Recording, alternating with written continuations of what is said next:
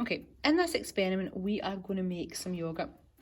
And what we're going to do is investigate the use of using a starter culture to make yoghurt. Now, most people know that you need milk in order to make yoghurt. So what we're going to do is we are going to use the milk and we are going to add some starter culture to it. Now, starter culture is going to come from the form of our natural yoghurt. It's called a starter culture because there's bacteria within that yoghurt, and what we're going to do is add that to some milk and then allow time for those bacteria in the milk to feed on the lactose sugar in the milk and turn it into lactic acid, which is what causes our milk to change from a liquid consistency to more of a solid and be set the consistency you would associate with yoghurt. So I've already got some milk warming to 43 degrees centigrade in the water bath, and that's the temperature that the bacteria grows best at.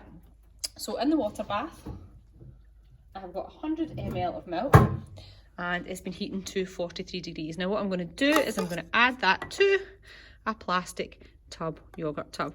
So a nice warm milk, add that into there, and I think I just about get it all in, there we go. And then what we're going to do is we are going to add a spoonful of natural yoghurt to that. Now that's going to be our starter culture. So we just take natural yoghurt, which has got bacteria in it. It's natural because it's not got any flavourings or additional bits of fruit or any of those things. It's just plain yoghurt with a starter culture in it. And what we're going to do is I'm going to put this back into the water bath at 43 degrees. Now before I do that, what I'm going to do is add cling film to the top of it. Now the reason that we add the cling film to the top of it is to make sure that no other microbes can get into it.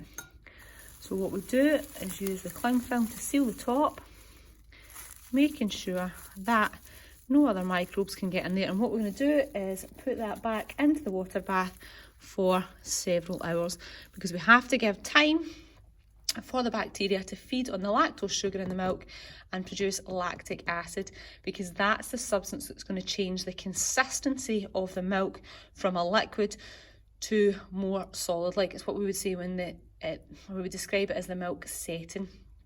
Okay, so our milk and natural yoghurt combination has now been in the water bath for quite some time, and hopefully you can see that it's no longer liquidy in consistency.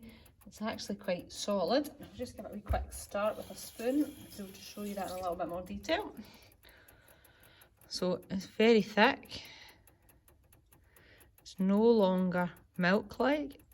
And what we'll do with that now is take it out of the water bath and pop it into the fridge and let it set for a couple of hours. And there we have made some yoghurt. We have used a starter culture of bacteria in the natural yoghurt, added that to milk, heated it to allow the bacteria to feed on the sugar that's in the milk, and it's produced lactic acid, which has caused the milk to change consistency, and we now have yoghurt.